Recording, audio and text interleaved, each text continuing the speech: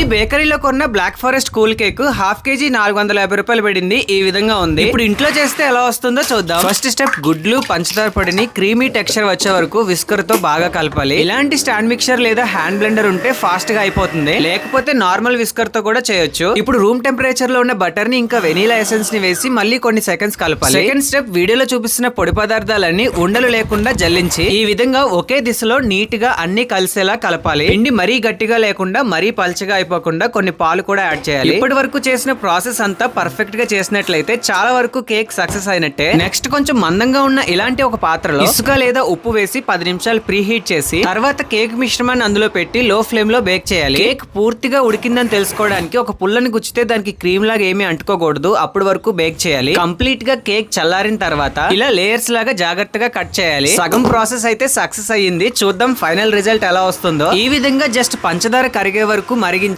Sugar syrup ని ready చేసుకుని పక్కన పెట్టుకోవాలి. తర్వాత బాగా చల్లగా ఉన్న విప్పింగ్ క్రీమ్ ని తీసుకుని స్టిఫ్ గా అయ్యే వరకు బీట్ చేయాలి. ఇలా క్రీమ్ స్టేబుల్ గా అయ్యే వరకు బీట్ చేయాలి. గిన్నెను బోర్లించినా సరే క్రీమ్ కిందకి జారకూడదు. ఇప్పుడు ఇంకా ఫైనల్ స్టెప్ స్టార్ట్ అయిపోయింది. ఈ స్టెప్ చాలా ఇంట్రెస్టింగ్ గా ఉంటుంది. షుగర్ సిరప్ ని ప్రతి లేయర్ కి అప్లై చేస్తూ క్రీమ్ తో మొత్తం కేక్ ని నీట్ గా కవర్ చేయాలి. దానికోసం ఈ నైఫ్ సెట్ చాలా బాగా యూజ్ అవుతుంది. ఈ క్రీమ్ అప్లై చేసే స్టెప్ ని వీలైనంత త్వరగా పూర్తి చేసేయాలి, లేదంటే క్రీమ్ కరిగిపోతుంది. కేక్స్ లో ఎక్కువగా షుగర్ కంటెంట్ ఉండి ప్రోటీన్లు పోషకాలు ఉండవు కాబట్టి కేక్స్ ని అప్పుడప్పుడు తింటే ఓకే గానీ రెగ్యులర్ గా తినకూడదు. ఇంకా ఫైనల్ గా డార్క్ చాక్లెట్ కాంపౌండ్ తో చెర్రీస్ తో డెకరేట్ చేసేసి కొన్ని గంటల పాటు ఫ్రిడ్జ్ లో పెట్టేస్తే మన black forest cool cake ready అయిపోతుంది. ఈ కేక్ తయారు చేయడానికి ఉపయోగించిన చాలా వరకు వస్తువుల లింక్స్ అన్ని ఇక్కడ వ్యూ ప్రొడక్ట్స్ లో ట్యాగ్ చేస్తాను, కావాలంటే చెక్ చేయొచ్చు. ఇంట్లో నేను చేసిన కేక్ అయితే ఈ విధంగా వచ్చింది అండ్ టేస్ట్ కూడా చాలా బాగా వచ్చింది.